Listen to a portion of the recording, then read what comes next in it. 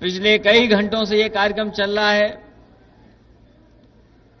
और जितना पंडाल है वो भरा है पूरा।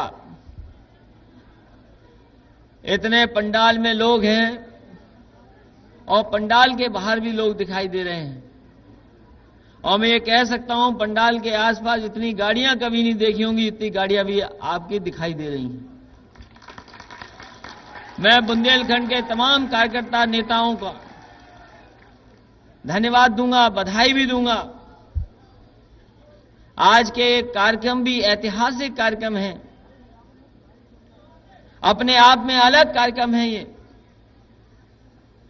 क्योंकि एक तरफ जहां 50 मेगावाट का सोलर प्लांट का उद्घाटन हुआ है और मैं ये कह सकता हूं कि बुंदेलखंड में सबसे ज्यादा अगर बिजली का उत्पादन किसी ने बढ़ाया है तो वो समाजवादी पार्टी नेताजी ने और इस बार की समाजवादी सरकार ने। जब सरकार बनी थी, 1 साल पूरा हुआ था,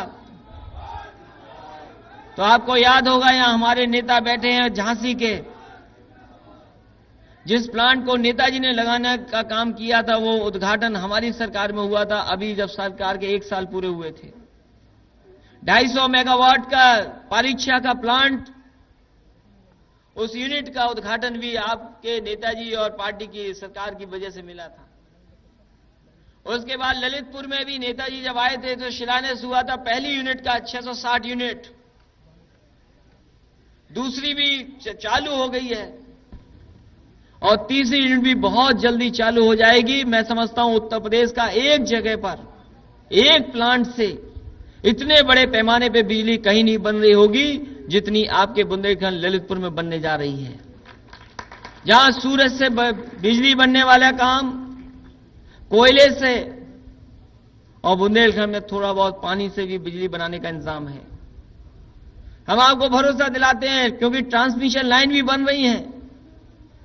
जिन्होंने खेत पे जमीन जारी होगी, थोड़ी बहुत टावर लगने के लिए वो जानते होंगे कि ट्रांसमिशन लाइनें बिछा रहे हम लोग, ट्रांसफार्मर बदले हैं, सब स्टेशन भी बनाए हैं, और अगर बिजली पहुंचानी है तो तारों का बेहतर इंतजाम करना पड़ेगा, ट्रांसफार्मर अच्छे लगाने पड़ेंगे और सब स्टेशन का भी इंतजाम करना पड़ेगा। आप बिजली कितनी भी बना लें, बिजली बन रही है, लेकिन मैं पूछना चाहता हूं कब तार बदले गए होंगे, कब ट्रांसफार्मर की कैपेसिटी बढ़ाई गई होगी और कब इतने सब स्टेशन बने होंगे। इसलिए बुंदेलखंड के साथियों में भरोसा दिलाता हूं आपको, हालांकि सब स्टेशन बहुत बनाए हैं और बनेंगे, जरूरत पड़ने पर हम सब स्टेशन लगातार बढ़ाने का काम कर रहे हैं।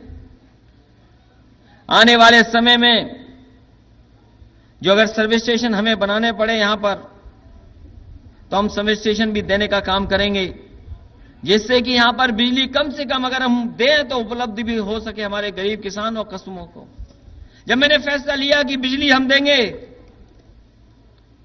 कम से कम शहर में 20, 22, 24 घंटे बिजली पहुंच जाए,